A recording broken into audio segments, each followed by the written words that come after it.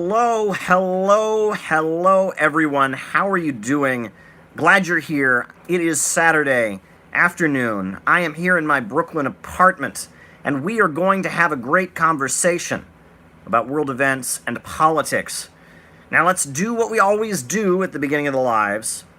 Let's give us a name and a location. Give us a shout out. I'll see you. I'll call you out as I see you. We're going to have a great time today. Tim says, hi, Caleb. What else is going on? I'm pouring the beverage that will not be named. Deaf Mute says, good day, Caleb from the Philippines. We have someone from the Philippines with us. Neon Noir says, yo, Shonen Ronin from Ohio is watching. Someone from the Carolinas, Lincolnite Yankee.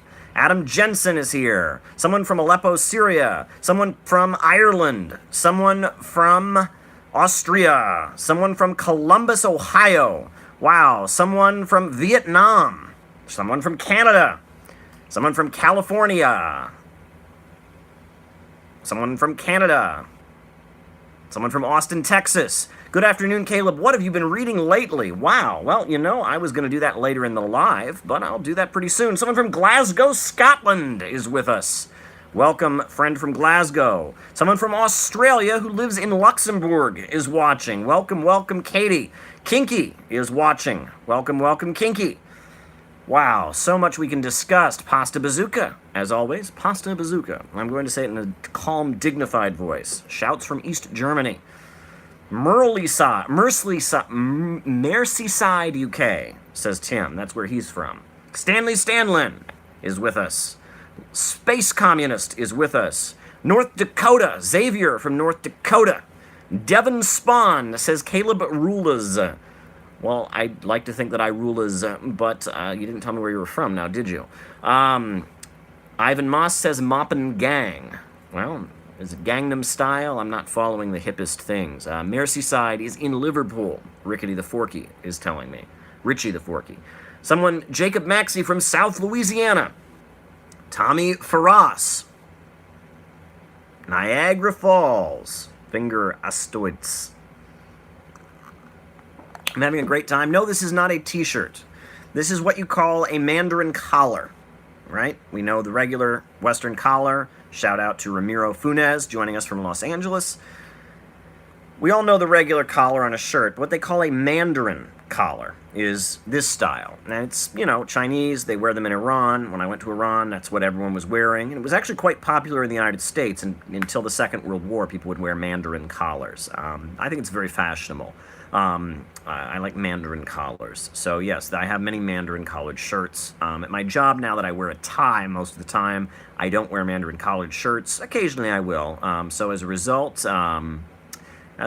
you'll see me with them on here. I feel like it's dressy to wear a Mandarin collar, but you can't wear a tie with it, so it's not fully dressy. It's complicated.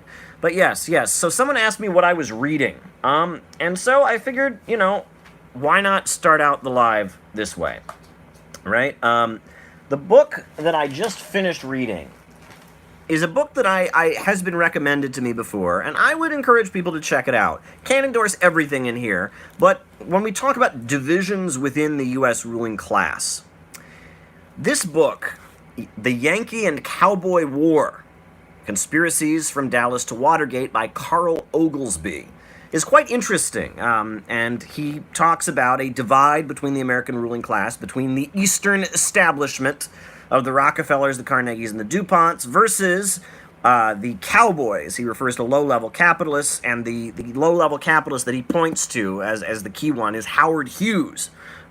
He points to Howard Hughes, the airline capitalist, the Hollywood guy, as kind of an example. And it's a theory of interpreting the Watergate scandal and the assassination of John F. Kennedy in the context of a fight between these two factions within the American ruling elite.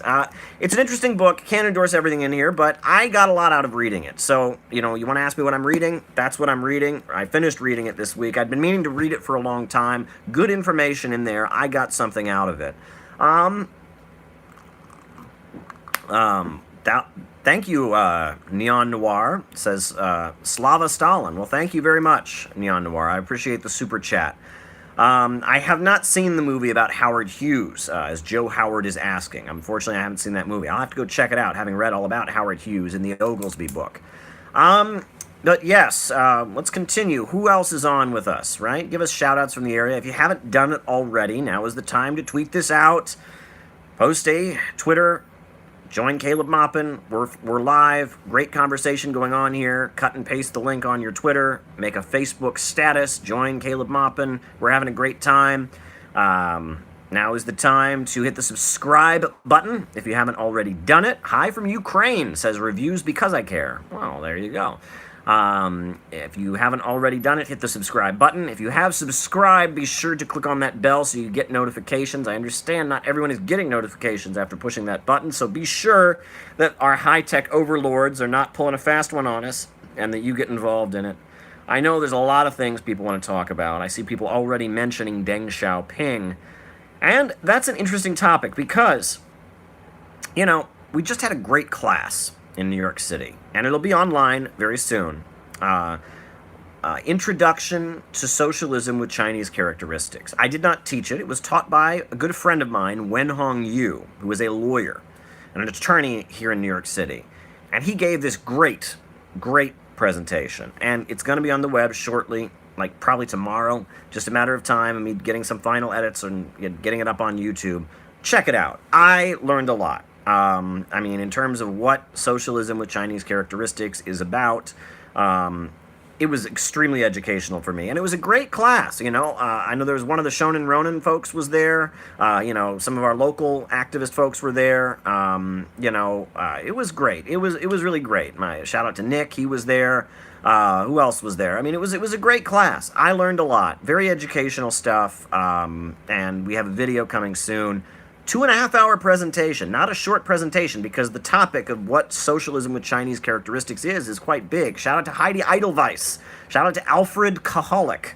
Wow, a lot of people joining us. But you know, it was interesting. I was thinking about catchphrases the other day. Now, we all know that I've tried to popularize the catchphrase, we need a government of action to fight for working families.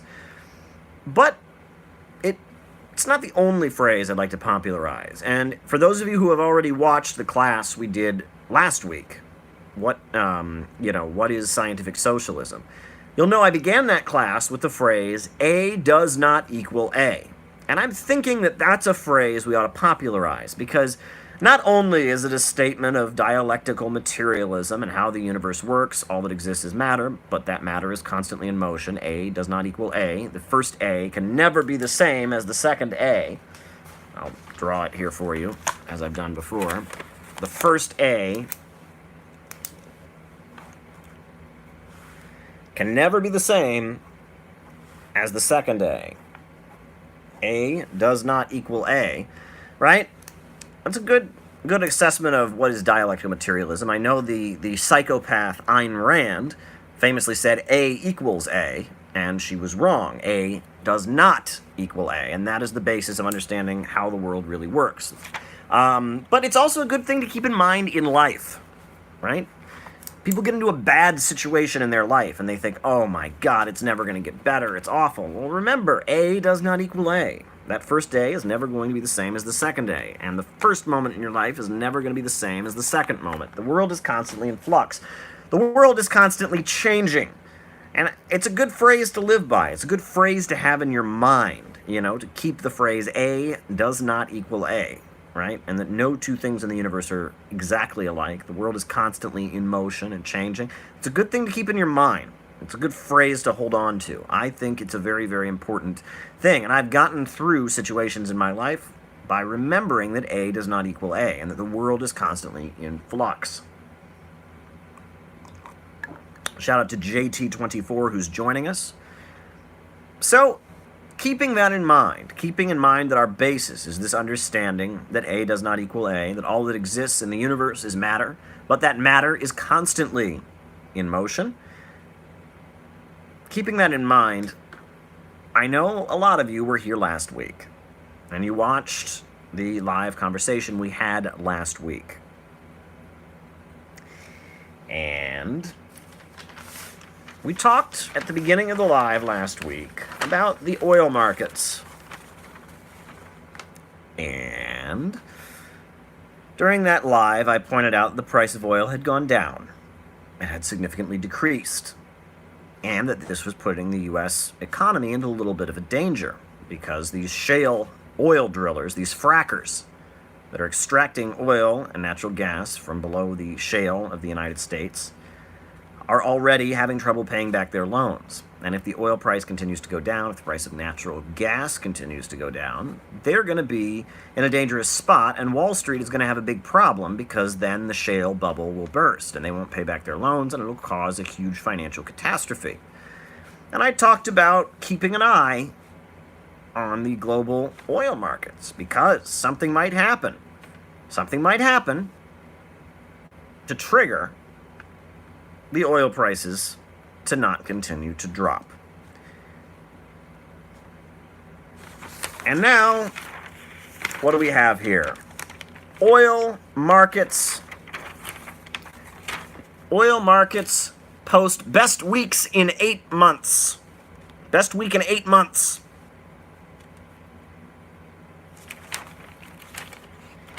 The price of oil has shot up. Oil prices surged 15% right after the attacks, before paring their increase to about 6%, as Saudi Arabia said it would resume full production within weeks. Analysts said that the attacks could even leave oil prices elevated even after the full production is restored in the kingdom, with investors anticipating the risk of future supply disruptions in the Middle East.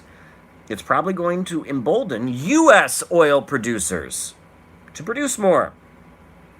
So we know that a whole bunch of Saudi Arabian oil was hit in a drone attack.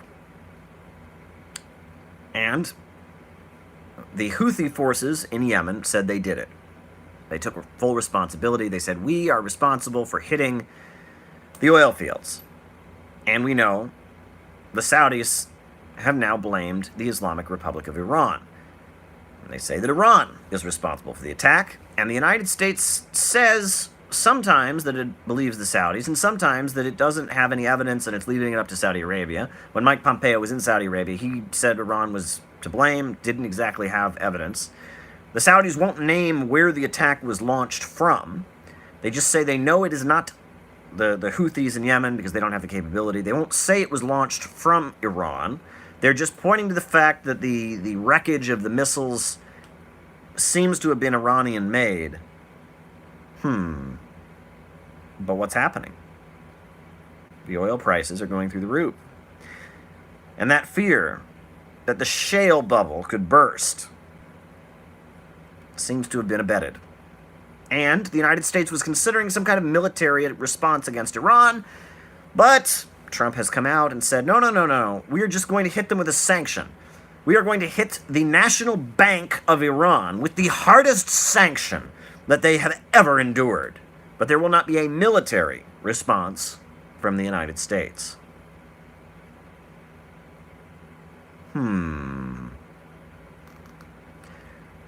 Now, folks, I don't like to spin conspiracy theories here. I'm not going to tell you what I think actually happened because I don't know what actually happened.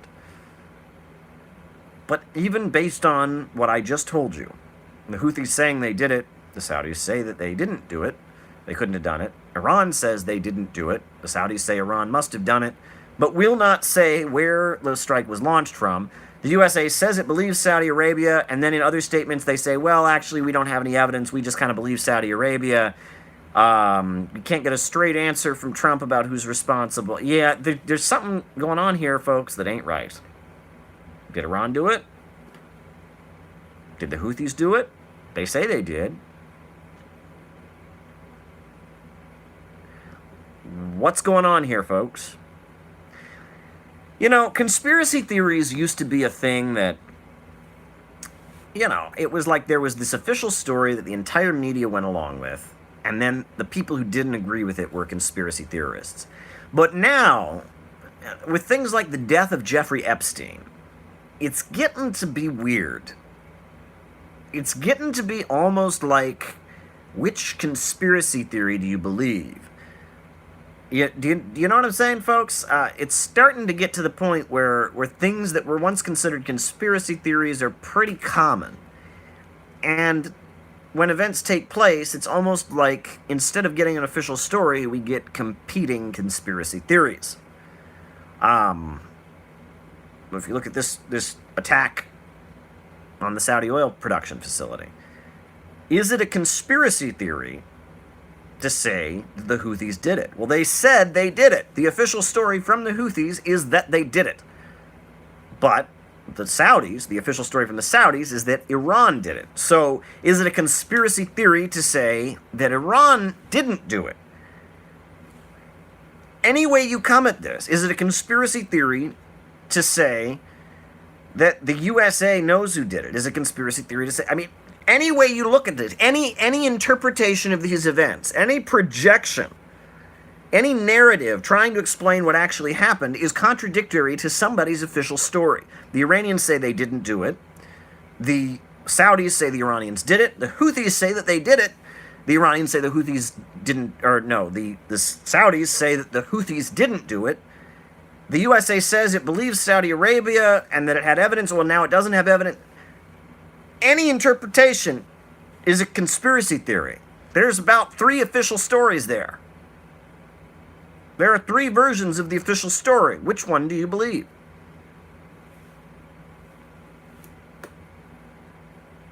I mean, this isn't a classic. This isn't a classic mainstream media versus conspiracy alternative interpretation of events. This is, what do you believe? Well, I believe what the oil price has done. No question about that. Everyone agrees the oil price went up, and everyone saw this conversation we had last weekend where we said that something might happen. Something did happen. So, enough said about that.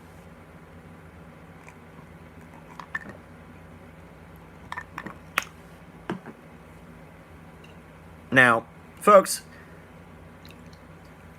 I read the weekend edition of the Wall Street Journal every week. You know that. I talk to you about it. Sometimes I have more to say about it than usual. Couldn't resist this. Couldn't resist.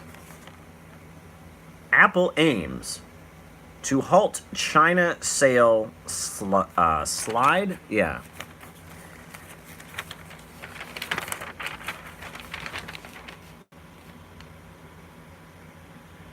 The tech giant has been under fire in China, where phones with similar features and lower prices from Huawei Technologies have sliced into its share of the market. Sales in Greater China, including Hong Kong and Taiwan, plunged by 20% to $32.54 billion for 3 quarters that ended in June, the company reported in July. Apple's best standing in China was back in 2015, when it was the 3rd largest smartphone seller with nearly 13% of the market. Shout out to Jenny Lynn, who's joining us. So why would people in China not be buying Apple phones? Could it perhaps have something to do with the fact that the U.S. government is basically working hard to destroy one of Apple's primary competitors, Huawei? Could it be the fact that Huawei is a corporation? That Huawei is a corporation that was built up and is almost the backbone, one of these national champions that was kind of a backbone of Deng Xiaoping economic theory, where you build these state-controlled megacorporations that make things like smartphones, the government and the public and the private sector all teaming up to turn out the best products in a state-planned economy. And could it be the fact that the USA is going around the world to countries like Poland and Lithuania and twisting their arm and trying to demand they don't buy Huawei phones and Huawei technology?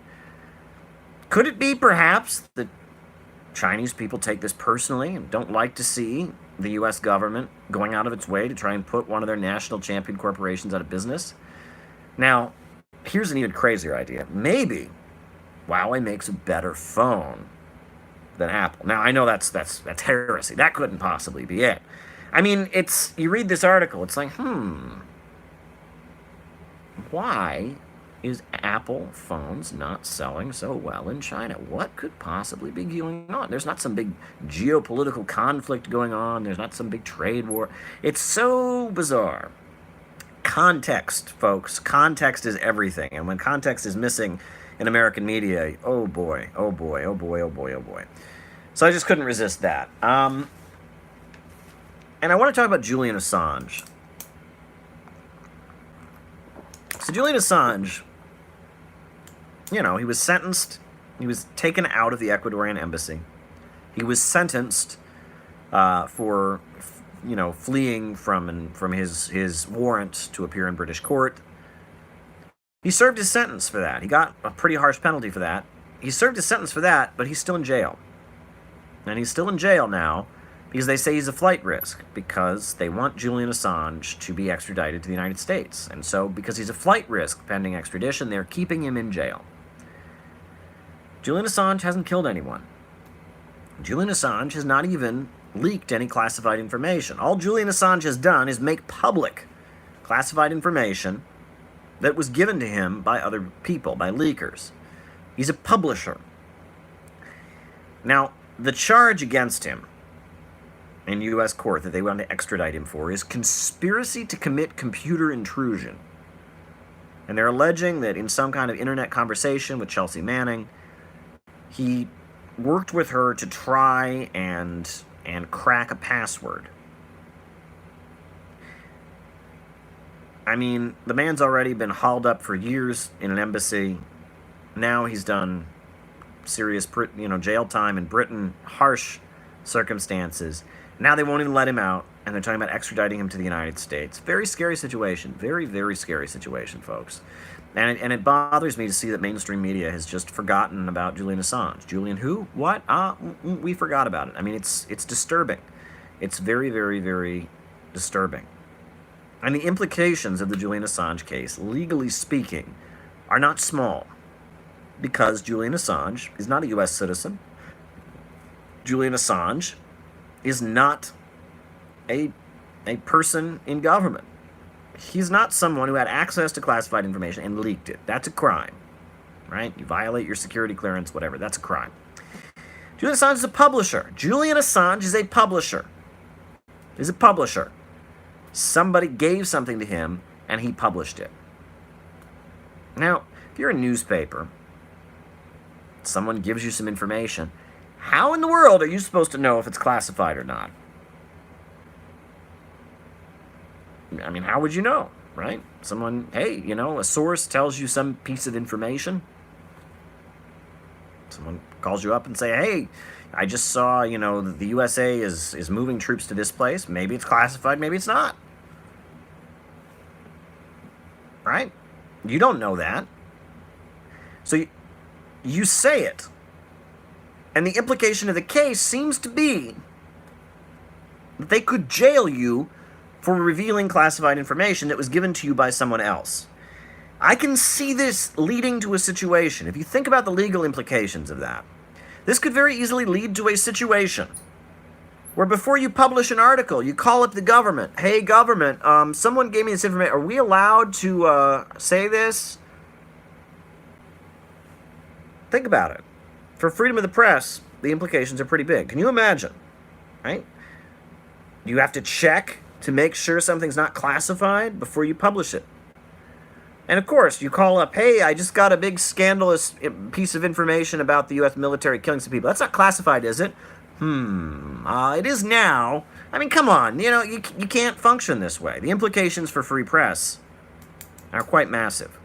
And the fact that the mainstream media doesn't seem very concerned about this points to the fact that, they have a relationship with the centers of corporate power in the United States, with the government of the United States, that is so solid that they don't mind losing this kind of freedom.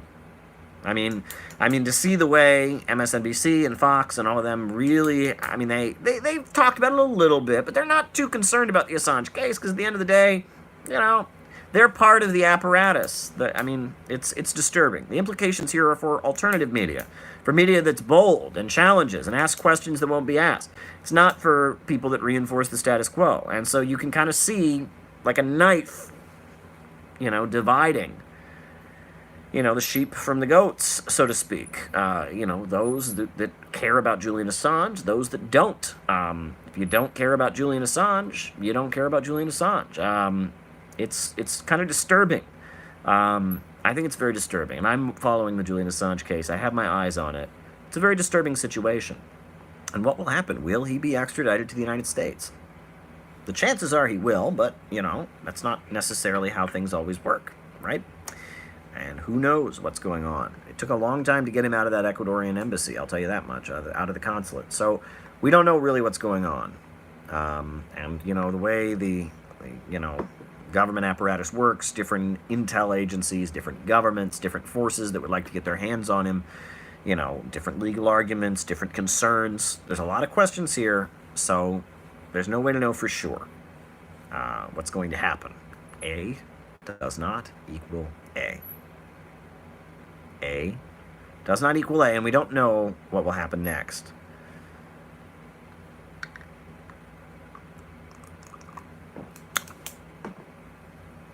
So, GM is on strike. The auto workers are on strike. And I actually interviewed an auto worker, friend of mine, friend of this channel, friend of this community, Tom Mitchlack. Interviewed him. Now, he does not work at General Motors. He works at Chrysler. And he gave a great interview. And it's on the channel. It's already been up. Hundreds of people have watched it already. I'm expecting as this strike continues, it'll be up pretty soon. But, these GM auto workers, UAW auto workers are on strike. And, they're talking about their health care. They're talking about their benefits. There's plant closing. There's talk of new plants that make electric cars possibly opening. It's a concern. We should all be paying very, very close attention to what's happening with the auto workers. It's not just in Detroit or in Michigan. There's also, automakers in Lordstown who are on strike. And it's a big concern. But, folks, around the time of the financial crisis, I started studying the history of organized labor in the United States. There was talk of a new Great Depression. I was in a political group that suddenly got slightly more active than it had been before.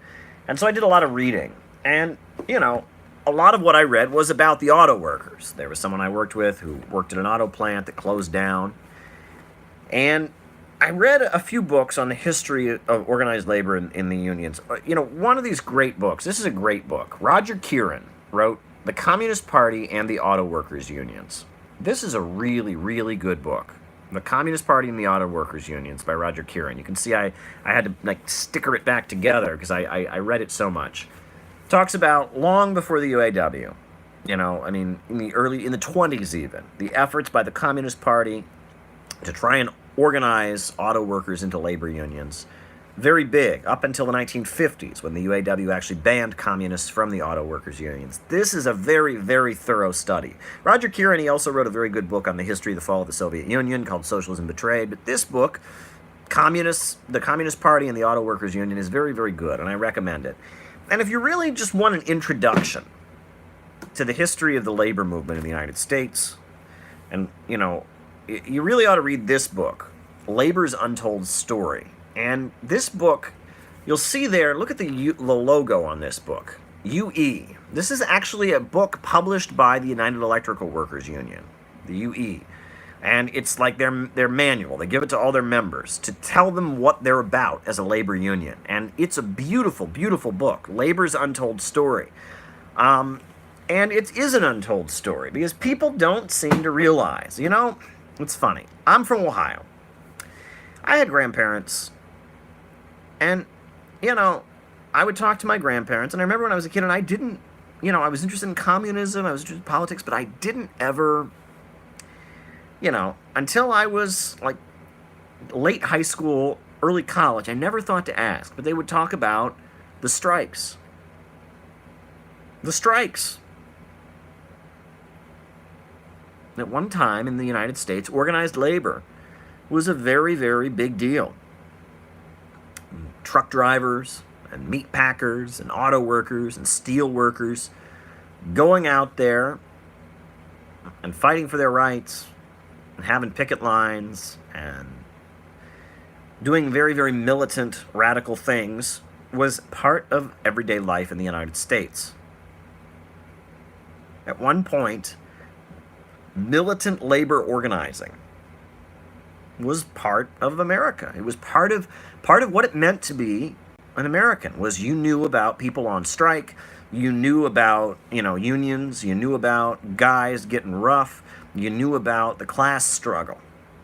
You knew about workers versus bosses. You knew about that kind of thing. And I would hear my relatives, older folks, make reference to it. I would hear them talk about it. It's funny. I don't know if people saw, well, I'll get to it later, but, it used to be that knowledge of class struggle in day-to-day life was part of life. People were going on strike, demanding higher conditions. Those Teamsters, you didn't mess with those Teamsters. I remember hearing relatives say, oh, you didn't want to mess with the Teamsters. Those guys were tough guys. Militancy. And the class struggle in the United States was not peaceful and legal. Let's be real about it, folks. I'm not advocating anything here. Let me emphasize, I am not advocating anything here. I'm just going to talk about facts, right? You talk to any older person in the United States, they had a relative or a grandfather or a cousin or an uncle who was a Teamster or who was a UAW member or who was a meat packer or who was a steel worker, and they'll tell you stories about scabs, aka replacement workers, how they found out the bar where the scabs were working, and they went there with baseball bats and taught them not to mess with their livelihoods. That's common. You talk to older people. Now, it hasn't happened for 3, 4, 5 decades, but it was common at one point, right? I mean, you can talk to... I even remember when I was a kid in Ohio, there was a Frito-Lay factory, and I remember, this guy telling us about when they had strikes there, how the police were always would all of a sudden start giving people tickets when the strikes were going on. And they would start, giving, trying to give people tickets to keep them away from the picket line. It was, I remember this, and that when factory production existed in the United States in big apparatus, big numbers, there was a lot of, picket line stuff, right?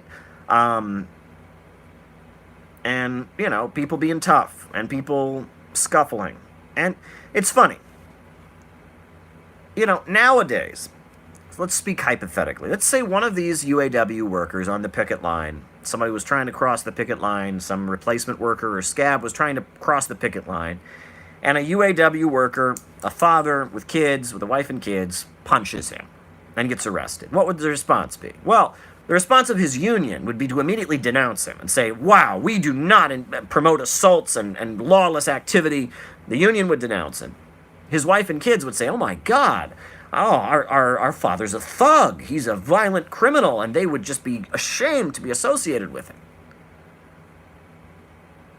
Right? That's what would happen. I mean, the UAW leadership, the unions themselves, they don't condone that kind of activity.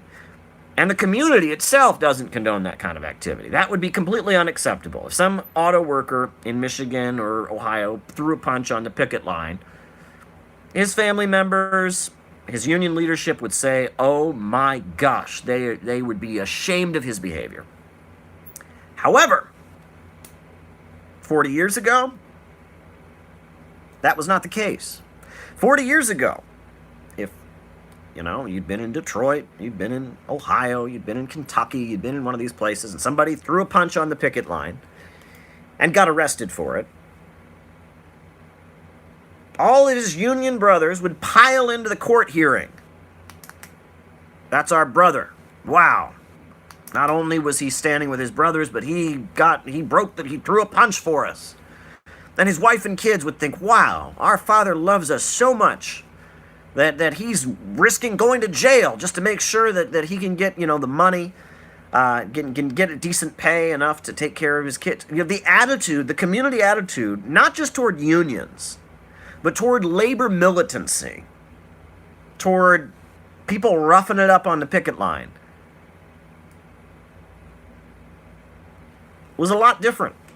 In the community, in neighborhoods, it was considered an honorable, respectable thing. Now, again, not advocating anything here, but I'm just telling you. There was a time where it was considered, if you were an auto worker and you punched a scab or a replacement worker, there was a time where that was considered to be, you were doing what had to be done, you were sticking up for your wife and kids, you were sticking up for your brothers on the line, you were doing something good.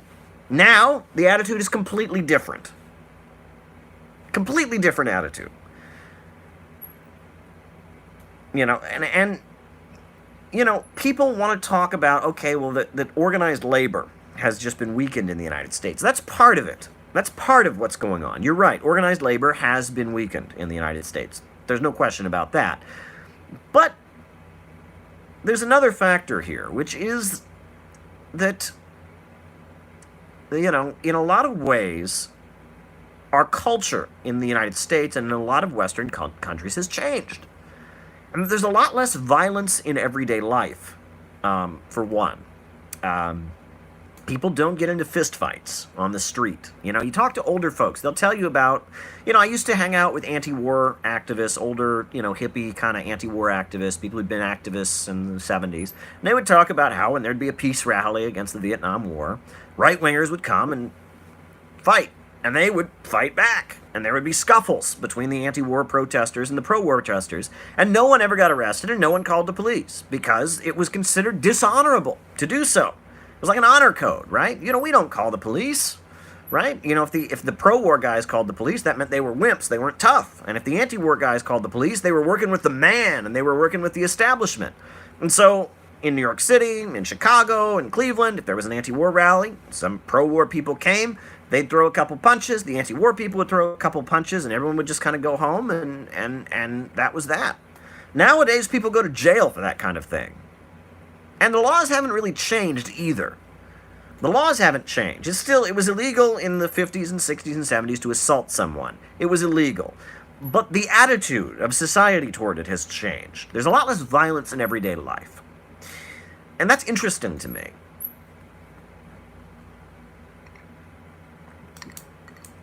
It accompanies kind of a change in how we view things at schools, for example.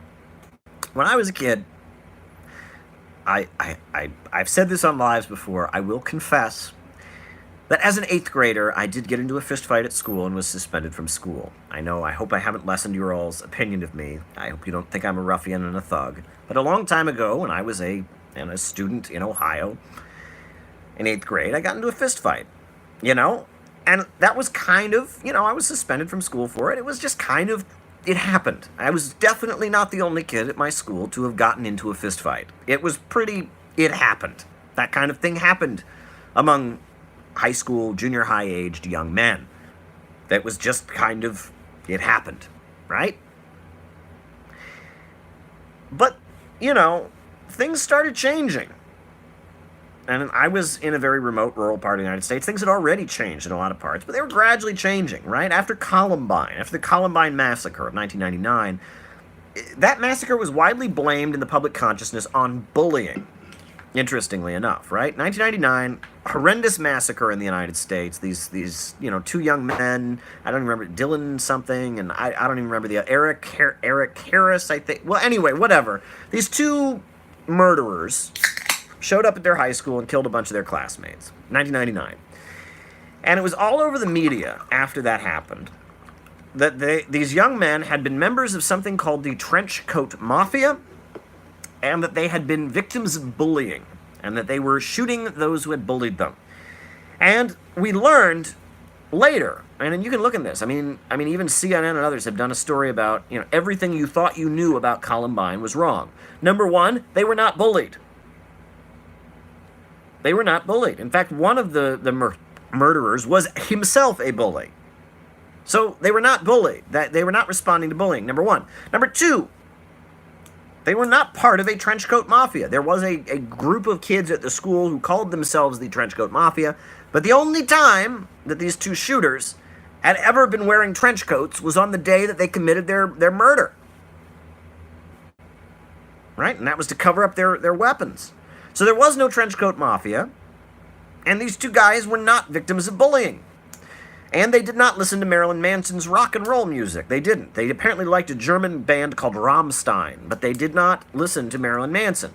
But I'll tell you, immediately after the Columbine massacre, I was told these kids were victims of bullying. They shot all the bullies, and they were in a trench coat mafia, and they listened to Marilyn Manson. They didn't do any of those things. It was malarkey. What everyone was told, what everyone heard on CNN, was fake news. It was fake news. It was all fake news. But based on this fake news, there was a whole lot of reforms. And I remember my school, we had a new principal one year, and he said, I have a new attitude toward fighting. I remember this. He said, my attitude toward fighting, and thank God my fight had been before this, he said, my attitude toward fighting is there is no self-defense. There is no self-defense in school.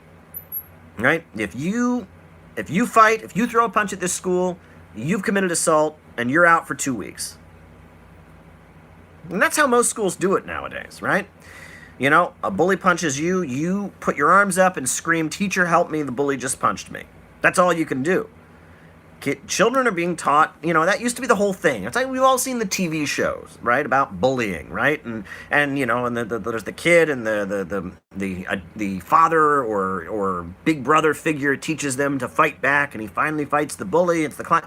That's illegal now. That don't happen no more, right? Now, in the United States, no fighting, period. You punch back, you're in just as much trouble as the person who instigated the situation. That's U.S. culture now. And what does that lead to? Well, that leads to a situation where people are being kind of taught that rather than advocating for themselves, if they are facing a hostile situation, they need to turn to authorities. And that's another thing we've seen. Whereas before, kids were getting in fistfights in school all the time. They were punished for it. You can't have that. But it wasn't. Now, there are police all over schools. And when kids get into fistfights, they go to jail. U.S. culture is changing. We don't have sporadic violence in everyday life, right? But at the same time, we have police everywhere. We have people going to jail a lot more. And in situations like this UAW strike, you can bet there's not labor militancy going on. There aren't people with, there aren't UAW workers going out with baseball bats. That's not happening. It's not happening. I mean, U.S. culture has changed. It has changed a lot. I'm just saying. And it's important to think about. And the libertarian crowd, and I mean, I'm sure they love to talk about this, right? And this is setting up the police state. This is dependency on the nanny state, right? This is weakening individuals, right? You take the guns away from individuals. You put all the guns in the hands of the police. You make people, this is standard conversation talking point for libertarians. They love this. But it has implications for the left as well. It does. It has implications for those of us who, trust me, okay? Again, not advocating anything here, but just saying, do you think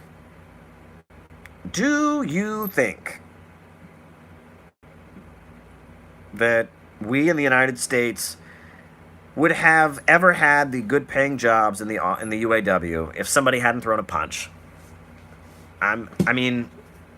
Read Communists in the Auto Workers Union. Read Labor's Untold Story. The class struggle in the United States has been quite bloody, and a lot of intense things have happened.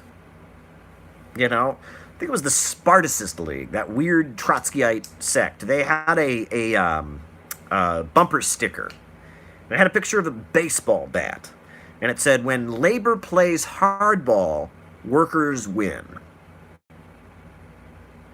When labor plays hardball, workers win.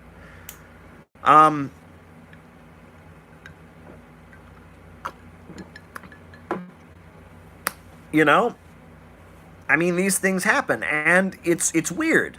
U.S. culture has changed, and we're in a strange world. When I think about these UAW guys on the line and what a strike means now versus what a strike meant in the 30s or what a strike meant in the 50s, there's a big difference there. And of course, violence in everyday life is not a good thing. I mean, right? I mean, we don't want, I mean, domestic violence is a horrendous thing. Bullying is a horrendous thing. I mean, it leads to children, being in awful situations and committing suicide and being afraid to go to school. And, I mean, these things, we try to fix a problem, but often when you fix a problem, you create new problems. That's part of life. And it's interesting to reflect on that. And when I think about those guys on the picket line, GM's losing a lot of money because of this strike, and these strikers have their demands, and think about it though. I mean, it's worth thinking about. And that leads me to something that I'm going to say, but I'll preface it first of all. Toxic masculinity is a problem, okay? And this is the preface. Okay, I lived in an all-men's dorm for a couple semesters of college, and trust me, yes, there is a such thing as toxic masculinity when too many young men are together, and there are no women, and they're young men, and they're athletic. My college dorm that was all men was right across from the football field.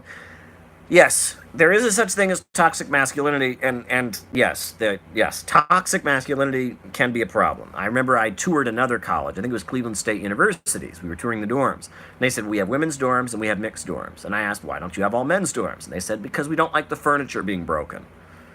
The furniture bills were too high. So, yes, okay, so there is a such thing as toxic masculinity. People talk about, the mass shooters all seem to be male. Fact, not disagreeing with that.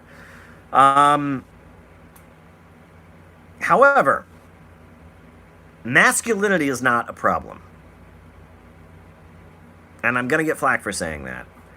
Yes, toxic masculinity, bullying, homophobia, violent crime, things that are considered masculine, that are also criminal, that are also oppressive, that's a problem. Masculinity itself is not a problem. Okay? And I'm going to get flack for saying that. I know that. But whoever sent this memo out, that masculinity itself is a problem, is wrong. They're wrong. I mean, they're just simply wrong. The notion that it is wrong to act in ways that are considered to be male is wrong. It's wrong. I'm just telling you, right? I mean, it's just basic biology.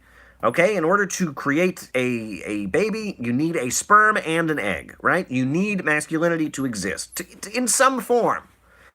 Right? Even that ContraPoints agrees with me on this. I mean, come on. I mean, the notion that masculinity itself is bad is outrageously wrong. And I'm just telling you that.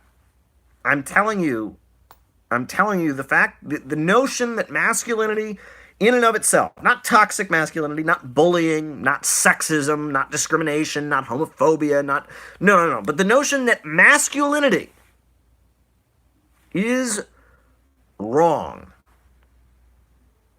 is an incorrect notion. That is an incorrect notion. It is an incorrect notion, and it's getting weird. It's getting very, very weird. I watch a lot of YouTube, and it seems like I watch, Bernie Sanders supporting YouTube channels, and all the guys who do it, it's like they're afraid to do anything that might look masculine. Look at old socialist literature. Read The Grapes of Wrath. Tom Joad is the leftist ideal of the 1930s. And he's a masculine man, right? Wherever someone's, hungry, I'll be there, right? He's a masculine man. Thank you, Sharon Pitts. You look at the old Soviet, communist cartoons. Big, brawny worker with a hammer. He's a masculine man. There's nothing inherently wrong with masculinity.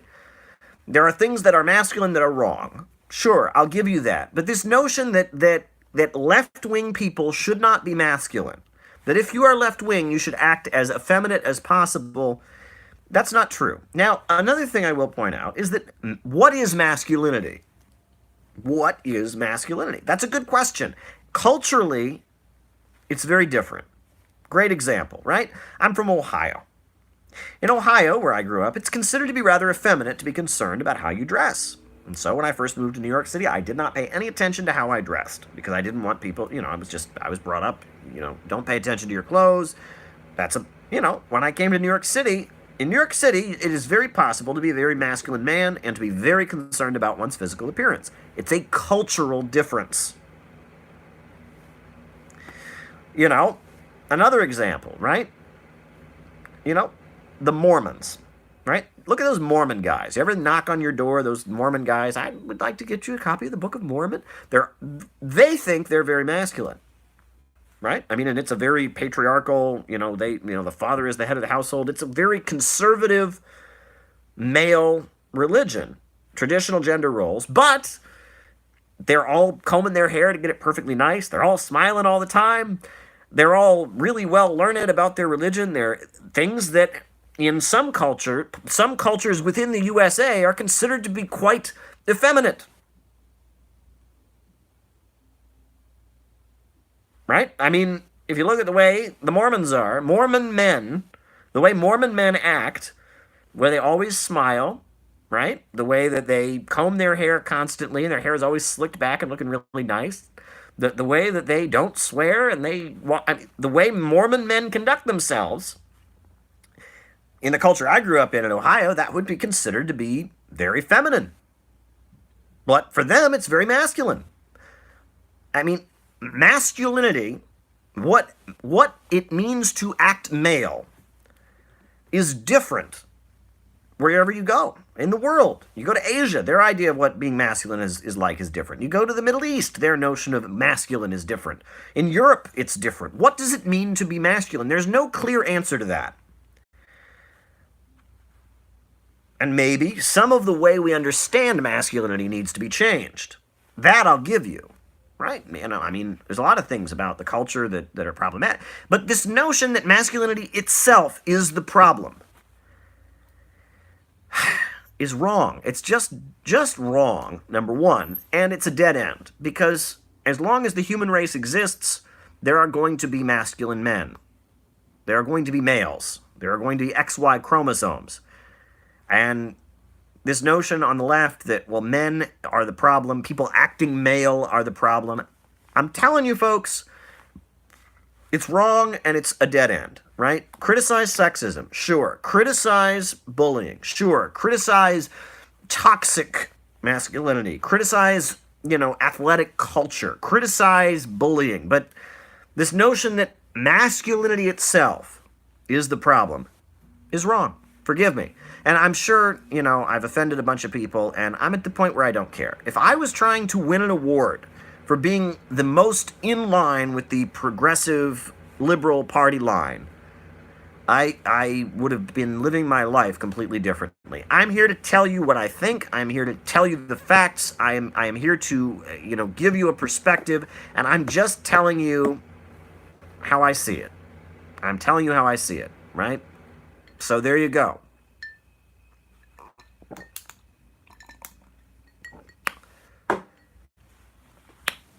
I know there's a lot of folks who've been with us so far. I know Felicity Sharp from Australia is with us. I know that a lot of people are with us. Stanley Stanlin from Long Island is with us. Two's time is blocking me now. Well, there you go. Maupin needs an admin. Hades Sharon has got more opinions. I appreciate you, Caleb, says Joe Howard. EU just passed a historical revisionist resolution. Ivan Moss says Marcy. Stephen Schneider says blocking. Caleb is cool, says Huey Long. Deborah Perkins. It's the USA decides militarily to attack Iran. Do you think it could lead to a third world war? Kanine Suzuki. I am here to listen even though I'm a Marxist-Leninist. Stephen Schneider, stupid touchscreen. Devin Spawn. Caleb, they're not blocking you. There's a troll on here. Caleb, we're blocking the racist in the chat. Oh, gosh. Goodness gracious. Taking another sip of the beverage that will not be named.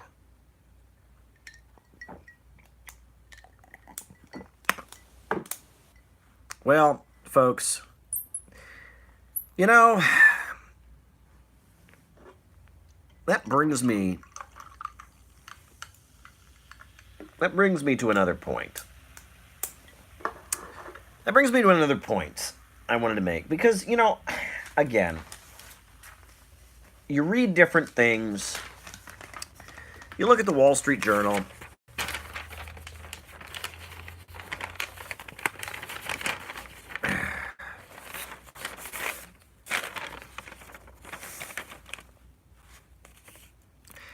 So, I couldn't resist. This was in the exchange section of the weekend of Wall Street Journal. They're talking about Adam Neumann. And Adam Neumann is this investor, CEO, capitalist. And he says, the long wait, the name of the article is The Long Wait for a Millennial Prophet.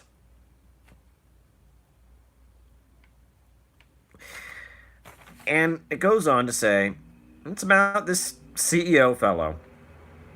It was revealed that the CEO smokes marijuana on a private jet, aspires to become a trillionaire, and wants to live forever, and wants to serve as the president of the world.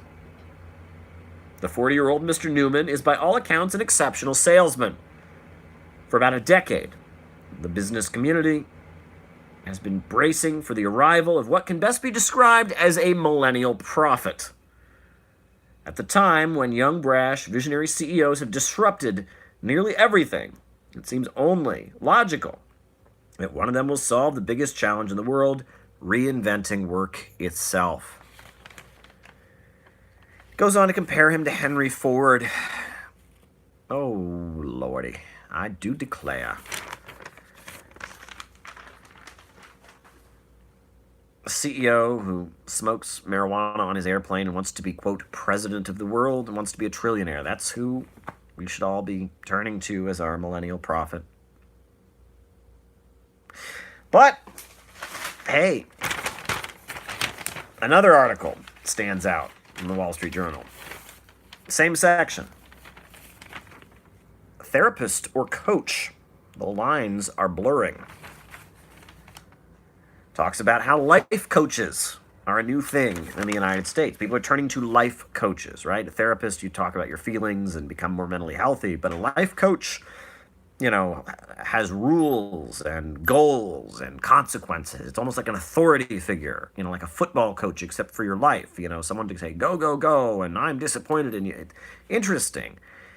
We're in a weird period. We are in a weird period. And I'll get to that, Huey Long, about Greta and all that. We're in a weird period in the United States. We are in a time where people really want to believe in something. People want to believe in something. Human beings throughout their entire existence have had religions and myths, and they've told stories, and they believed, they want to, this is a natural part of the human experience. A desire to be part of something bigger than yourself. A desire to be able to point to the map and say, this is who I am, this is where I am. A desire to know where they are going and know where they're coming from. People want to believe in something. But postmodernism rejects that. No. There is no grand narrative about humanity. There is no fundamental truth. Everything is just a matter of competing narratives. And this leads people to go crazy. Because people want to believe in something. They want to have an authority in their life to tell them what to do. They want to have a millennial prophet to worship. People want ideology. And we are in an age where the prevailing opinion coming out of Western society seems to be that ideology itself is wrong. That there is no truth. I talked about it with the whole Confederate statue thing. I'm against the Confederacy. Awful, awful, awful thing. The Confederacy was awful. Horrendous. But When the people were tearing the Confederate statues down, they weren't putting up statues of good things. And the majority of the people tearing those statues down believe that statues themselves are the problem, that there is no truth, that everyone is corrupt. This is so dangerous. This is so, so dangerous. And I've talked about this in articles. I've said it many times, that when you make leftism just about deconstruction, when leftism is simply a vehicle for deconstructing societal institutions, you have a big problem. That leftism is about building. It's about replacing corruption and bad things with something new. But in order to do that, you need ideology. And if ideology itself is the problem, you're in a big problem. And it's the same thing with this notion that masculinity itself is the problem. It's as the left becomes a vehicle simply for deconstruction, we face a very, very bad situation, right?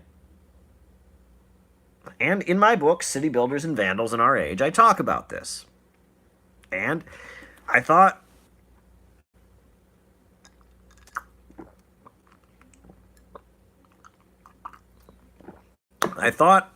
what better time than the present to read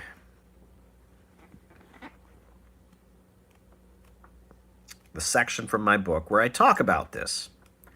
And it also hints at the part what I just said about labor militancy and all of that. And it's actually relevant to everything we're talking about on here. So I'm just going to read to you from the introductory essay to City Builders and Vandals in Our Age. Okay. Allergies this year. Anyway. This is a selection called The Revolutionary Intelligentsia and the Broad Masses of People. Among those in the world who call themselves leftists, socialists, communists, or Marxists, two distinct psychologies exist. No matter where you go in the world, you can always find a revolutionary intelligentsia. These are younger people of middle-class origin who become attracted to revolutionary ideas out of a desire to tear down the unjust world around them. The revolutionary intelligentsia is always a small minority within society. They are known for their boldness, courage, and their outrage at inequality. They strive to create chaos and disorder. In their youthful passion, they seek to dethrone oppressors and correct injustice with explosive displays of heroism. The Marxist movement certainly originated among such a revolutionary intelligentsia in Europe. But such sentiments long predate it. Before Karl Marx was even born, William Blake, the English poet, famously wrote, "I shall not cease from mental strife, nor shall my sword sleep in my hand, until we have built Jerusalem in England's green and pleasant land." And such feelings of passion and rebellion among a privileged intellectual strata were key in toppling feudalism, not just in Blake's England, but all across Europe. Like Trotsky, who sought for the Soviet Union to be only a temporary military holdout in his fantasy of global permanent revolution, the revolutionary intelligentsia is wedded to a spiritual conception of a relentless struggle to create utopia despite all costs. Some of the most admired figures in the world, such as Joan of Arc and Che Guevara, seemed to give voice to this mindset by choosing lives of struggle. However, for those who approach the question of historical progress scientifically, not merely romantically, a certain truth must be acknowledged. Though the revolutionary intelligentsia may be brave, forward-thinking, creative, and intelligent, it is not capable of giving birth to a socialist society. Socialist revolutions have always been made by the broad masses of people who turn to revolutionary and anti-capitalist ideas motivated by very different desires. While the revolutionary intelligentsia has always existed, no matter what the state of affairs in society. The broad masses of people generally avoid revolutionary and anti-capitalist politics. Only when economic hardship and war make their lives increasingly less stable, when society can no longer function in the old way, do the broad masses of people take up history's challenge. In such times, they are forced by material conditions to examine the nature of the crisis and seek a way out. In times of capitalist crisis, the millions who normally avoid politics and ideology will turn to socialists and revolutionaries for a solution. The broad masses approach socialism with a completely opposite desire from the revolutionary intelligentsia. The broad masses of people do not desire chaos. They turn to socialism because they see it as bringing order and stability. Socialism is appealing because it will ensure that they are no longer desperate, hungry, or living in great uncertainty. Socialism offers the hope not for vengeance or for some kind of cathartic uprising to correct injustice, but rather for reducing their pain and creating a more stable and safe world. The Bolsheviks won support of the Russian people by offering peace, land, and bread, not by promising permanent revolution.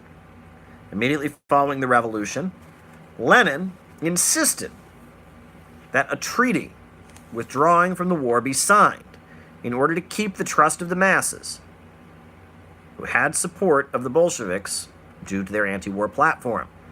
The Bolsheviks had risen to power, promising to end Russia's involvement in the First World War, redistribute land, and raise the living standards, and they kept this promise. In China, Mao Zedong won the peasants and the broad masses of people over, not by promising to storm heaven, but with talk of land to the tiller, new democracy, and defeating the Japanese invaders. At the height of its strength during the 1930s, Depression, the Communist Party USA thoroughly understood this. As Americans were unemployed and hungry, William Z. Foster proposed a revolutionary way out of the crisis. As his slogan for the 1932 presidential election. In the 1940 election, the CPUSA ran Earl Browder for president, with an even more explicit articulation of these sentiments in his slogan, "The Way Out." Both of these electoral campaigns received the votes of tens of thousands of people, despite being driven from the ballot in various U.S. states. The strength of the Communist Party USA during the height of its power in the 1930s was its unemployment councils and labor unions that provided relief for the desperately poor while advocating on their behalf. A 1936 article that was wildly hostile to the CPUSA, published in Fortune magazine, admits that the source of the party's increasing popularity at the time, quote, "Not long ago, a government official toured the country penniless, clothed in tatters, to see for himself how the unemployment relief was being handled. He learned a great deal, saying, 'Even the communists taught me something. I learned that the power the communists have is gained principally because they will listen to the people who are down and out and will work and fight for them.' The Black Panther Party of the 1960s and 70s also drew its strength from providing services to those who were in need. After expelling Eldridge Cleaver's faction that advocated ultra-leftist adventurism and violence, the organization shifted toward community services. The Black Panthers, following the examples of successfully revolutionary organizations around the world, launched a free breakfast program, healthcare clinics, and other programs described as survival pending revolution. The typewritten statement launching the free breakfast program for children in 1969 and appealing for financial support issued from the National Office of the Black Panther Party explained its purpose. Quote, "One of the greatest forms of oppression is hunger. Children must be fed, and the free breakfast for school children is another key to liberation by halting the staunchest form of oppression, hunger. One who looks into the face of a hungry child knows that his need is immediate. One can delay an asking face with a cold heart. A child does not understand hunger surveys made by the government, but he can relate to a full stomach every morning." While these words may sound mild, the U.S. federal government realized how potentially dangerous this program was. In May of 1969, shortly after the program was launched, FBI Director J. Edgar Hoover issued a special memo pointing out how effective the program was in winning mass support for black nationalism and communism among African Americans. Hoover wrote, "The Breakfast for Children program promotes at least tacit support for the Black Panther Party among naive individuals, and what is more distressing, it provides the BPP with a ready audience composed of highly impressionable youths. Consequently, the Breakfast for Children program represents the best and most influential activity going for the Black Panther Party, and as such is potentially the greatest threat to the efforts by authorities to neutralize the Black Panther Party and destroy what it stands for. It is abundantly clear to those who seriously study the history of revolutionary politics that what attracts the broad masses of people to socialist ideas in times of crisis and what captures the imagination of the revolutionary intelligentsia are distinctly different. Around the world, effective revolutionary organizations that ultimately succeed in taking power win support from those who are suffering and want a new order that will protect them from capitalism's irrationality. This reality of two different motivations behind the revolutionary anti-capitalism has become apparent to Western intelligence agencies in their efforts to beat back socialism and secure Wall Street's domination of the planet. Open and direct efforts to manipulate the revolutionary intelligentsia and separate it from the socialist countries of the world and the masses of people have completely redefined politics in our contemporary world. And that is from my book, City Builders and Vandals in Our Age. And it points to my overall critique of the left and my reorientation of anti-capitalist politics. Check it out. What else is on people's minds? What else is going on, folks? There's so much we can talk about. We're having a great time here. What else is new? Hey, if someone's acting weird, I'll just throw this out there because I commented on it. I read someone's comment. If someone's acting weird in the chat and saying weird troll stuff, just ignore them. That's the best thing to do. You know, pretend they're not there. That's my advice. Nice reading, thank you, says Katie from Luxembourg. Well, best to you, Katie.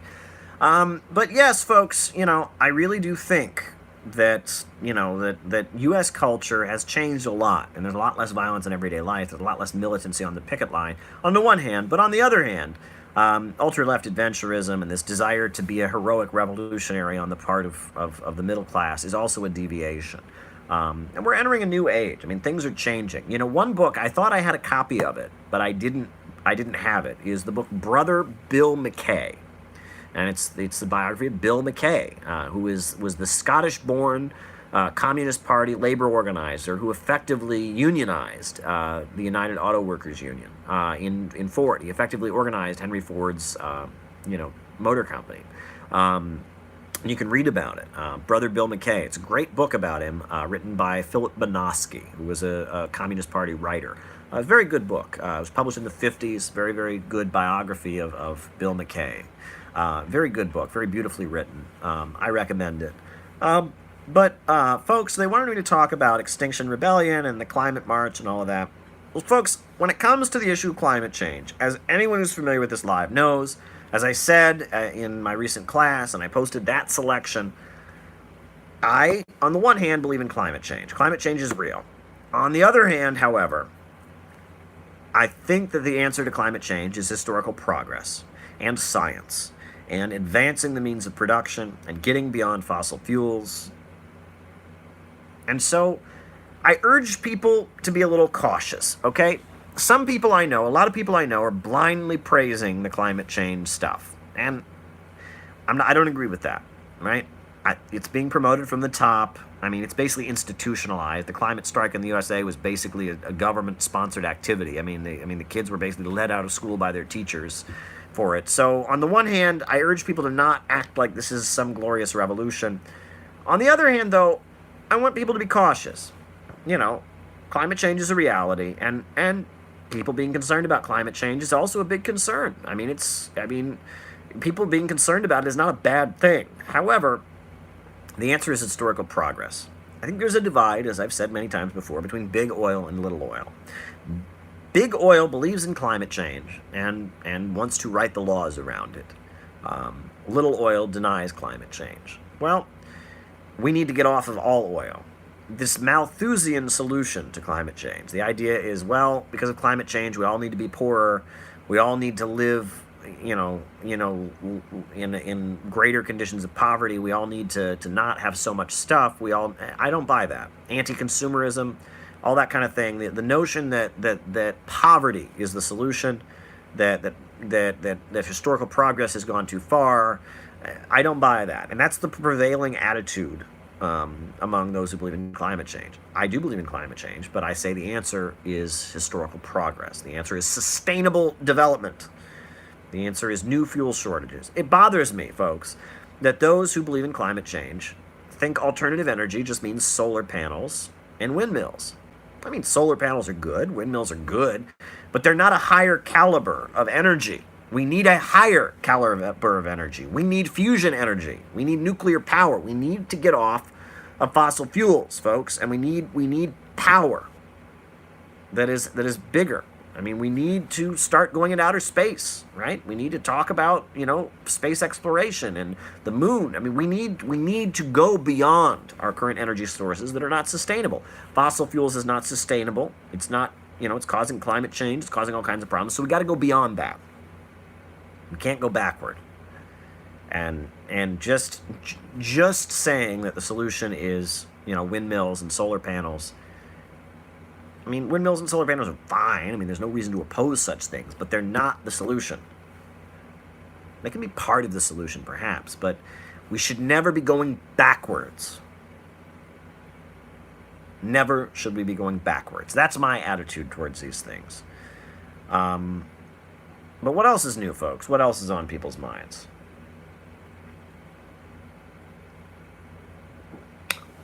Oh, hey. While we're at it, I meant to mention this before, but you all remember Joe Biden's racist rant from the last debate? You remember that? The black families got to keep the record player on, got to keep the record. They don't know how to parent, right? I did a story about it.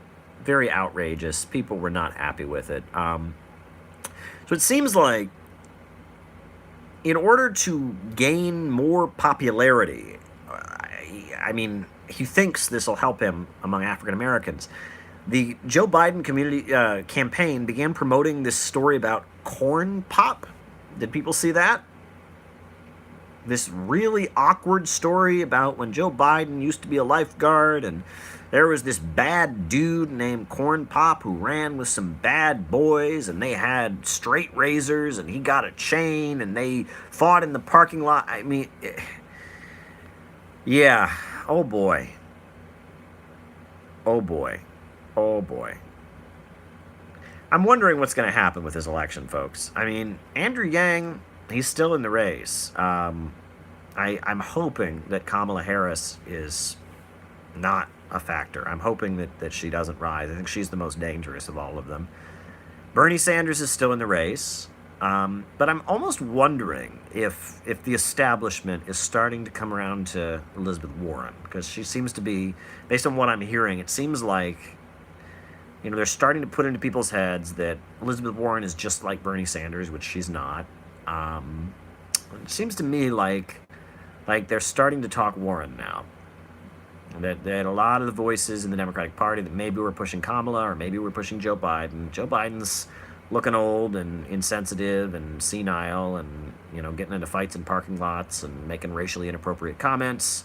Kamala Harris, Tulsi Gabbard kind of discredited her and said what needs to be said. I'm hoping that that's, Bernie Sanders is Bernie Sanders, but they don't want him because they think he's too populist and left-wing. And so they're starting to maybe Elizabeth Warren. Now, there's the whole Pocahontas thing, which to Democratic voters doesn't matter, but that could cost her an actual election.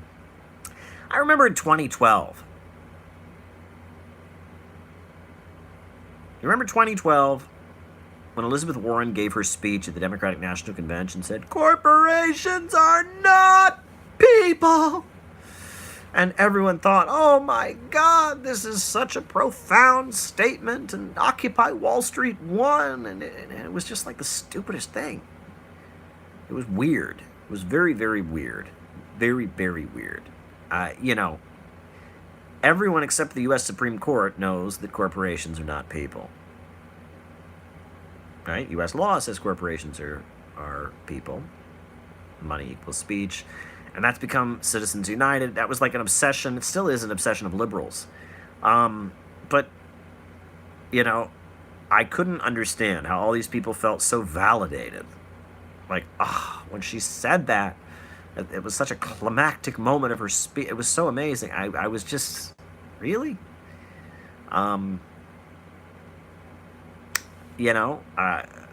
Just saying. I mean, but what do I know?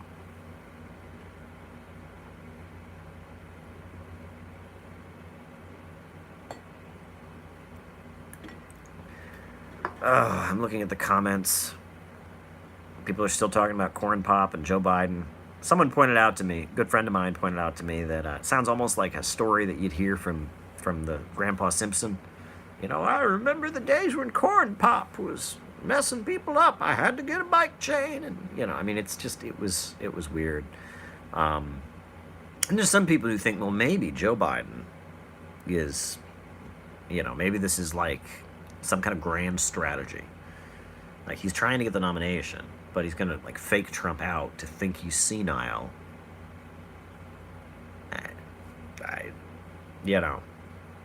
Tulsi Gabbard is still in the race. They didn't let her in the debate, but she's still in the race. She hasn't dropped out.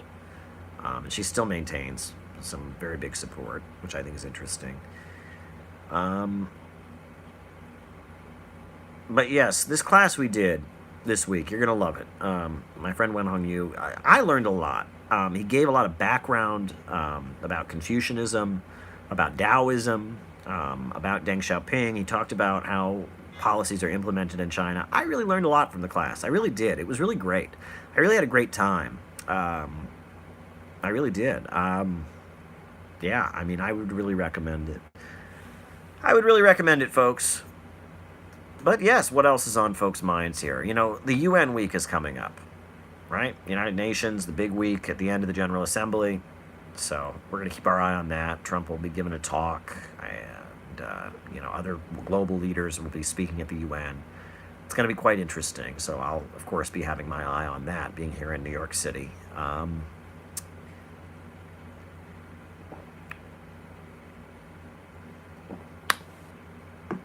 But yes, I'm just reading all kinds of comments flowing in from people. People have a lot on their minds. What book am I reading at the moment? Well, I just finished Yankee and Cowboy War, so I'm going to have to find another book to read. It's interesting. When I was in college, I studied political science. And, then I was very active in a Marxist political organization. And I was really into politics. But I started to learn about economics. Someone started teaching me about economics. And then I also started to look into psychology. So it's weird. Instead of, politics is the basis of my knowledge, which I studied even in an academic institution. But now I find myself studying economics and studying psychology more than anything. And those are two fields that I feel like the knowledge of economics and knowledge of psychology is far more important than just knowledge of politics. That politics how governments work, how government policies work, different theories of government. That's all very important, but it's just a base. But now I feel like I'm expanding my studies to economics, um, study the nature of international banking, the nature of the energy markets. I'm also studying psychology, different approaches to it, different theories of personality, things like that. And I'm constantly learning. I feel like you should always be learning. When you meet somebody whose brain is kind of frozen, and you have a conversation with them, and then you have a conversation with them 3 years later, and they're talking about the same topics, the same thing, and you meet them 6 years later, and they're talking about the same thing. It's kind of disturbing. People should constantly be wanting to expand their understanding of the world. People should constantly want to learn more. That's my feeling, at least. People can live their life however they want. That's my feeling, and I'm constantly looking to expand my education, expand what I know about, teach myself more, come to understand things with more depth. Um, that's my opinion about things. And I'm concerned. This generation that's coming up, in this world of postmodernism where people are being pushed with the idea that right and wrong don't exist, that truth doesn't exist, that everything's a matter of opinion, that there is no real ideology, there's no grand narrative for history, that everything's just kind of randomly there. We wonder why so many people are depressed, why so many people are on opioids, why so many people are suicidal, why people are mass shooting. This is all the symptoms of a society in decay, that people need ideology more than ever. They need the kind of thing that's being pushed on these lives. I'll say that. And that even in left-wing circles, pessimism dangerously penetrates. I don't like pessimism. And I feel like, one thing that is a pet peeve of mine. First of all, let me say this. I think drugs should be legal. Right? They should be legal. I don't think that jailing people for using drugs or being addicted to drugs is a correct policy. That said, I object very strongly to drug culture. And one of my pet peeves is it seems like at any kind of liberal or socialist event, there's this, we want marijuana, we love marijuana, woo, pot, marijuana. It annoys me. I don't think that getting high on marijuana is something people should be proud of doing. I don't think it's like an admirable behavior that people should, and this stereotype of a leftist being somebody who wants the government to give them free stuff so they can stay home and smoke pot all day is very disturbing to me. I'm a socialist because I believe in hard work. I'm a socialist because I believe we need to get to a better society. We need a rationally planned economy. I talked about Anna Louise Strong, and what it means to me to be a socialist is not that I want the government to give me free stuff so I can stay home and smoke marijuana all day. Goodness gracious. I've never used any illegal substance in my entire life, right? I'm a bit of a square. I don't even drink alcohol at this point. As you know, I've told that story about 15 times on these lives. But I do not understand the socialists want everything handed to them for free, and it's not a good look. It really isn't. The right wing has this whole thing about millennials and lazy social, and it's like when you're at an event and someone says, and I think marijuana should be legal, and everyone's like, yeah, marijuana, woo! I don't like that. I just object. Caleb Maupin, object. That is not my values. 420 culture, as someone's calling it. That's not my values. That's just not my value system. I don't think people should be punished for smoking weed. If they want to do that, that's their business. I don't think it should be outlawed. But I also think that drug culture is problematic, and that the crisis of addiction we have in our society, part of fighting that is kind of getting past this normality of it, this belief that it's just a thing people do, that it's acceptable. I don't think it's respectable behavior. I don't think, getting intoxicated, getting drunk. People who get drunk all the time. I don't think that's a good thing to do either. People relax in different ways. Live and let live. But, I object to that. I believe in hard work. I believe in people finding truth and working for it. I believe in, sacrificing for the cause of right. I was talking to a friend of mine, and he was talking about if you go throughout the developing world, the communists were the hardest workers. They're the people who sacrificed the most and were the most dedicated. If you listen to Wen Hong's presentation that'll be up soon about China and what it means to be a member of the Chinese Communist Party, it's not being a slacker. It's not staying home and using drugs.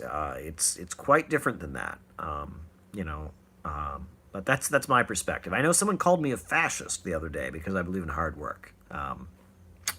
So There you go, right? Ay, ay, ay. I just, I'm telling you my values, how I see things, and there you go. It's weird, I'm almost used to it. There's like tropes when people start, going after me. But some of the stuff they say when they'll come after me, I almost laugh at. One person said I was a fascist because I had retweeted Tulsi Gabbard at one point. Well, it's how many millions of people support Tulsi Gabbard? They're all fascists. They're all the equivalent of Adolf Hitler. Okay.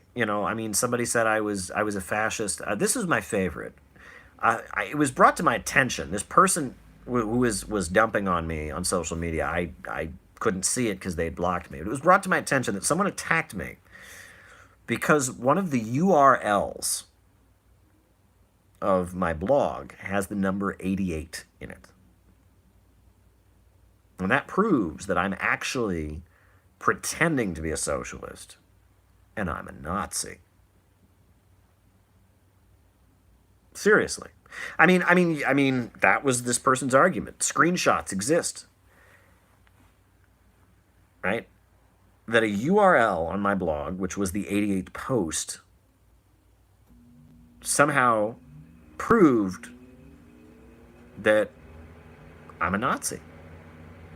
What do you say to such people, right? And here's what I don't understand. That post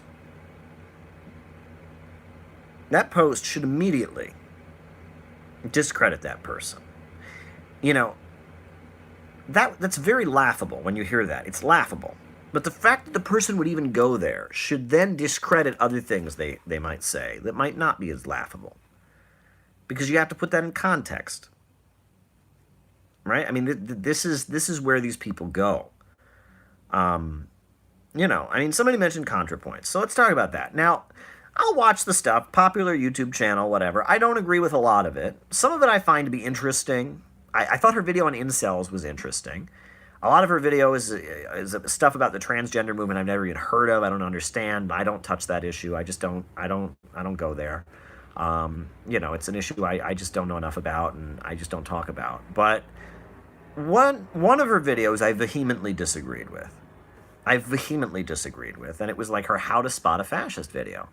Because it was the same kind of nonsense. And it sounds like Joe McCarthy. It's, so-and-so has 88. And it's all this. Fascism, there's no question what fascism is. Fascism is pretty easy to spot. It's mass violence and terror to preserve capitalism. It's people it's the Ku Klux Klan. It's the black shirt fascisti. Oh, wait, I'm wearing a black shirt. Oh, they got me. It's the fascisti of Italy. It's the German brown shirt squads. It's people going out and committing, acts of mass violence and terror in the hopes of preserving capitalism. That's what fascism is. It's not somebody who disagrees with me. It's not somebody being right-wing. It's not someone, fascism, mind you, manifests itself in very different ways in very different places. It is not an ideology. It is a behavior. It is a phenomenon that takes place in society. It is when a destructive axis is formed. And that's what it is. And it's very easy to spot. It's mass killing to preserve capitalism. And it comes in different forms. It's a mobilization of the population. And it is an attempt to end capitalist crises with mass destruction.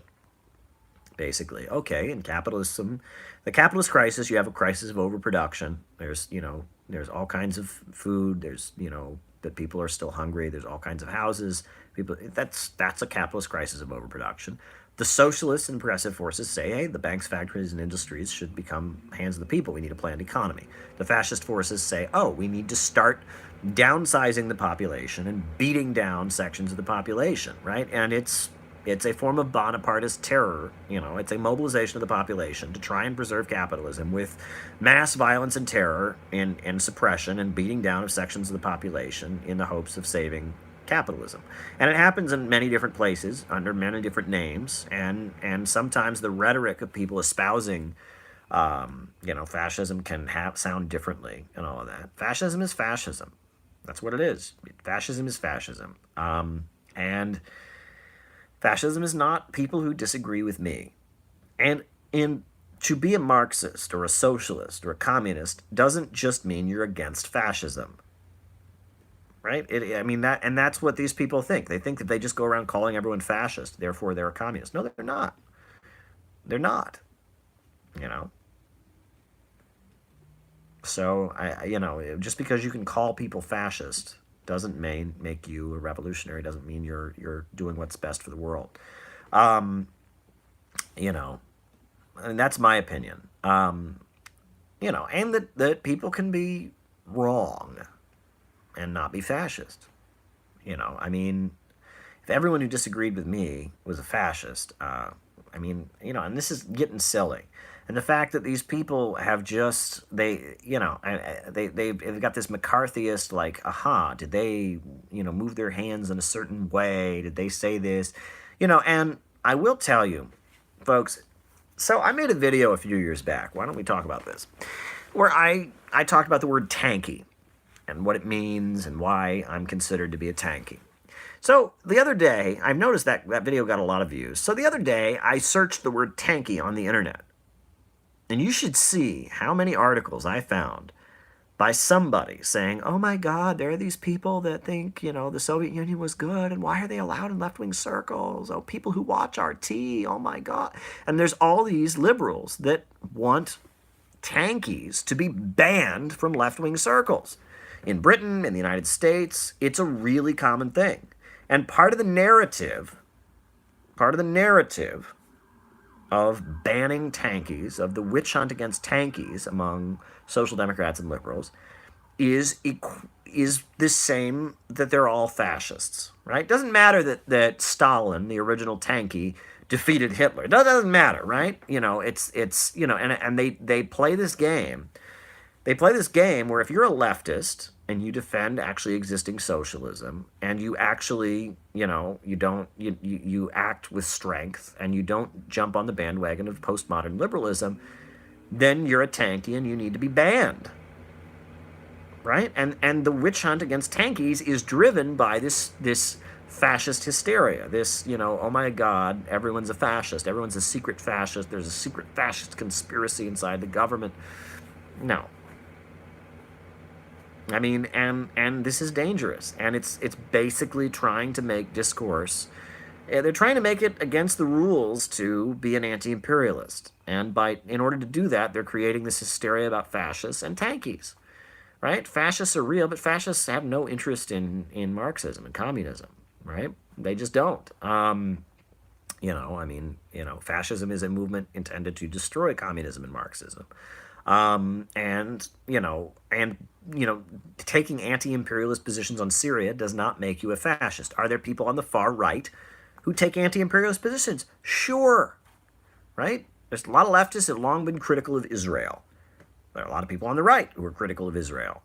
That doesn't mean that leftists who criticize Israel are therefore the same as rightists who criticize Israel, right? That just because you can find a right-wing person who takes a similar position to a left-wing person proves absolutely nothing. But that's these people's argument. It's very, very dangerous. Furthermore, not everyone on the right wing is a fascist, right? There are people who are conservative, right? Are they fascist? Well, are they engaging in mass violence and terror in the hopes of preserving capitalism? No. Then they're not fascist, right? There are people that are traditionalists. There are people that are conservatives. There are all kinds of people out there with different viewpoints that are wrong and need to be argued against. And that's that. It's that simple. And I would say at this point, now there are some exceptions. There are some big exceptions. This isn't totally a rule. This is just my observation. The far right represents an ideological threat at this point. That's why I debated Augustus Invictus, because his viewpoint is an ideological threat. People that are angry about capitalism and the crisis are moving toward that kind of point of view, and they shouldn't be. They should be becoming socialists. So I debated him. right?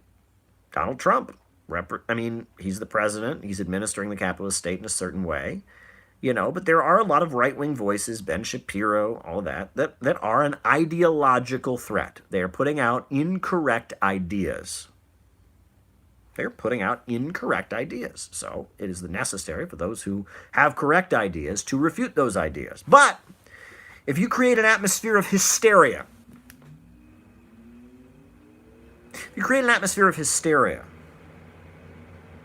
you cannot refute those incorrect ideas. And that's a problem. I mean, first of all, and I'll say this is why I'm cautious. I agree that climate change, but I'm cautious. Nobody, all right, a long time ago, years ago, I was in Cleveland. And I was thinking about renting an apartment. And so I would go and rent an apartment. Every realtor that would take me around to rent an apartment would say, oh my God, I got a family that's about to buy it. You better get it now. You better make a decision now because it's only on the table for so long. That's a way to hustle someone. When you create a panic, you create a don't think now, you got to make a decision now. It's a deceptive method. And in politics, whenever anyone is trying to work you up into a panic, they're trying to put something over on you. Fear is not a rational emotion. When you're afraid, you do one of two things. When you are afraid, when you're in a panic, you do one of two things. You either obey and follow the leader, or you act erratically. We don't need people doing either of those things. So when someone's saying, oh my God, the world is going to end tomorrow, climate change, the whole world's going to end, so they want you to do one of two things. Act erratically and chaotically, or just obey those in authority. No. Climate change is a real problem. We need to have a rational conversation about it. When someone says, Donald Trump got elected, we're all going to be put in death camps, we're all going to die, they want you to either one of two things. Blindly support the Democratic Party or act crazy.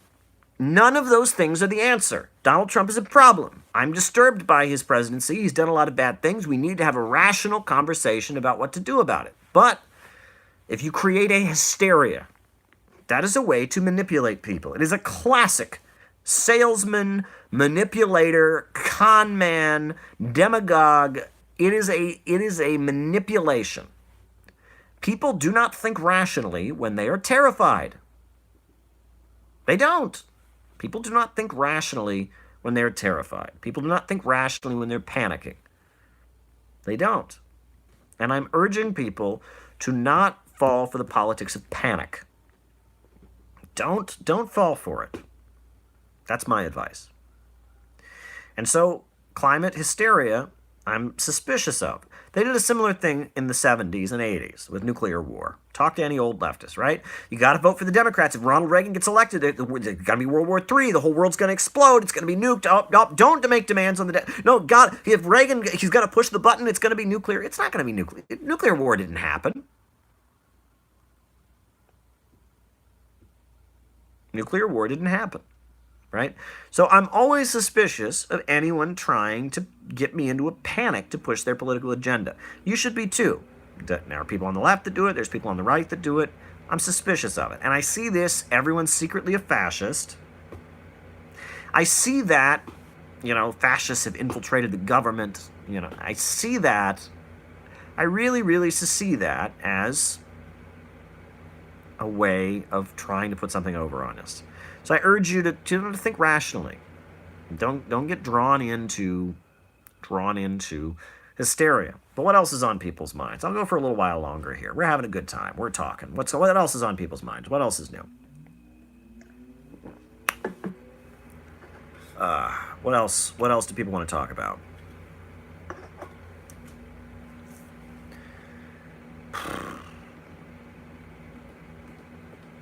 What else is new? A lot of things I've been thinking about lately. Now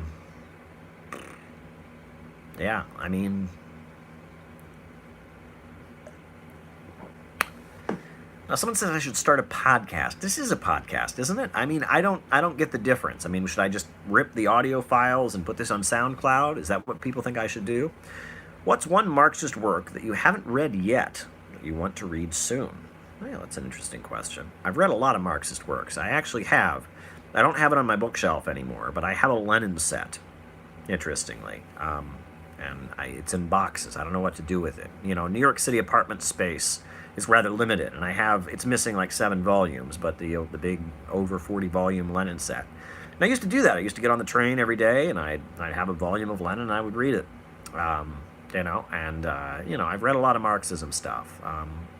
Like I said, right now I'm studying economy, I'm studying psychology, but hey, you know, there you go. I mean, that's something to do.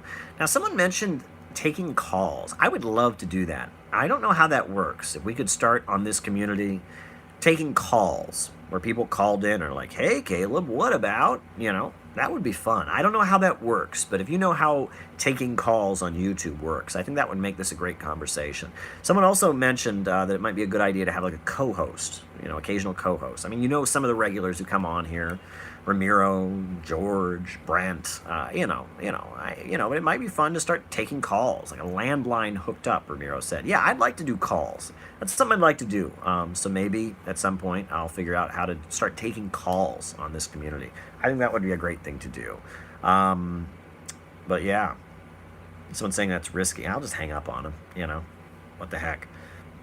Things are risky enough. You know, whatever. We're having a great time here. I really like what we do here. We have a good community here. We won big with that debate with Destiny. We're doing great classes. We're having great conversations. Yeah, I'm great. I'm doing good. Google Hangouts, says Jenny Lynn. She says you need Google Hangouts to do it. Well, that's one theory, right? Now I'm doing this from my iPhone, so if I had my laptop open, I guess with my laptop we could, you know, that's one theory. But yeah, I would like to start taking calls from people. You know, I like this kind of thing. Skype, someone said, that's a good idea. Have Skype open, have people call me on Skype. That's one idea. But yeah, that's good. What else is going on, folks?